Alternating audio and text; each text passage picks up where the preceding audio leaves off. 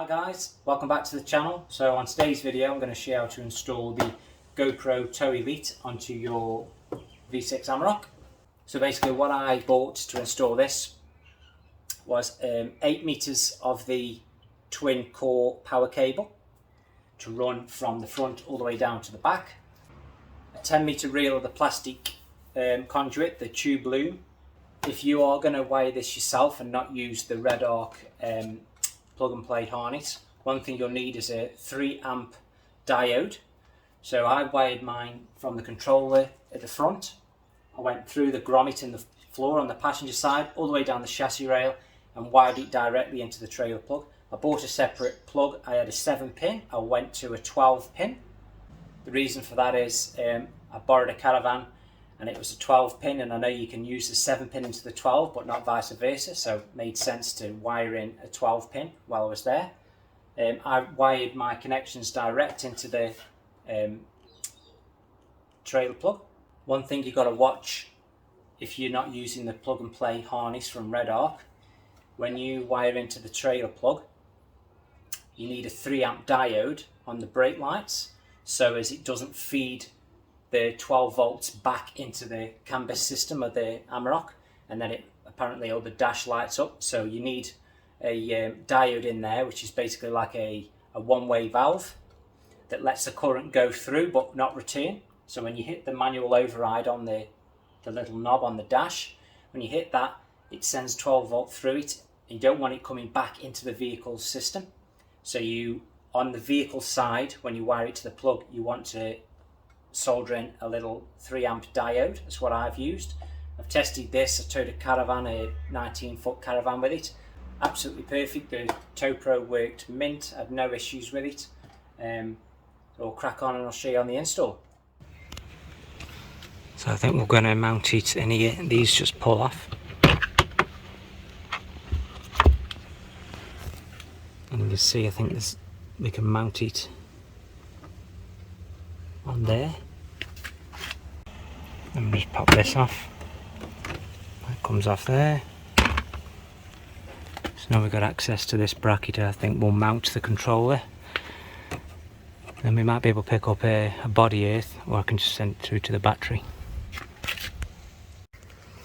Right, so I just pulled the step up. If you look under here, there's that grommet there. So that's where I'm going to bring through the twin core up. I'll show you underneath whereabouts that this one there. So we'll come through with the twin core straight through in there. I'll put some silicone around it and then we can run the twin core down the chassis rail back to the trailer plug.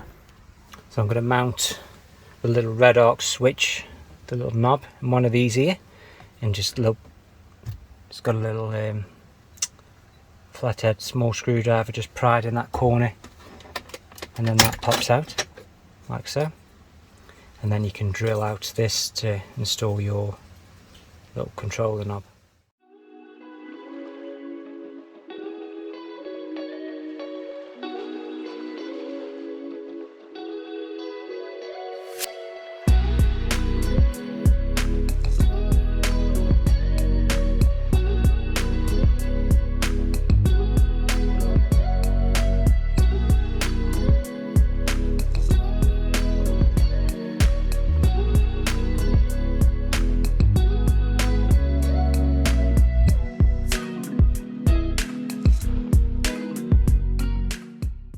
So we'll feed the Ethernet cable for the switch straight through the hole, pull it out down here,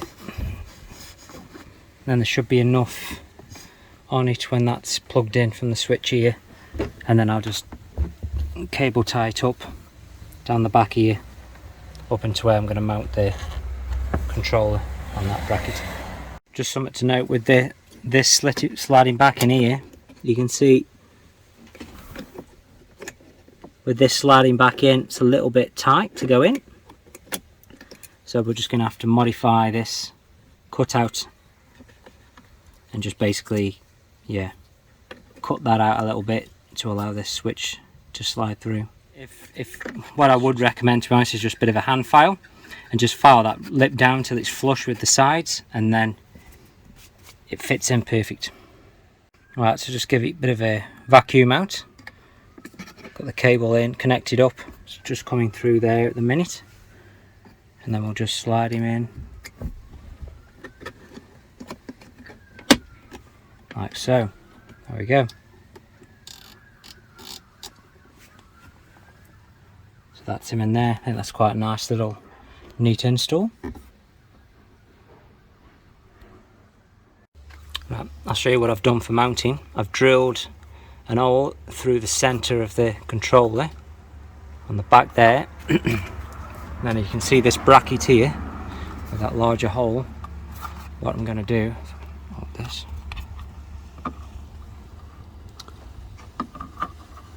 So there's the hole. I'm going to put a bolt through there with a nylon lock nut on the other side, and you can get access to there, and you can get the Ethernet cable in at the back. Right guys, so I've mounted it up. You can see it there.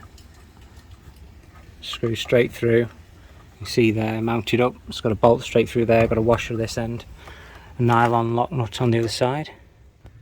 So the Ethernet cable that comes from where the gear stick is, I've just cable tied it. You can just see there, I've just loosely cable tied it up to there, and it runs down and goes to the tow pro that side. Right guys, what I've done here, I've wired the twin core straight up to the trailer plug adapter onto the 7-pin, and then what I've done, I've gone straight into the brake output and then into the brake light, and then I've just ran the twin core on top of it. It'll go underneath the car like that, and a bit of conduit on top of that, and some cable ties. The joints are soldered inside there, and then I've soldered 2 wires together and put them into the same hole and just screwed them up. So now I can run this all the way along the chassis from the back of the car to the front. Right, so I drilled a 10mm hole through there. There's that hole on the passenger side, and I'll just push that through, push the twin core through. Right guys, so I've soldered and then heat sink these two together, red to red and then the black and red to the blue. Just pulled the power cable through the bulkhead.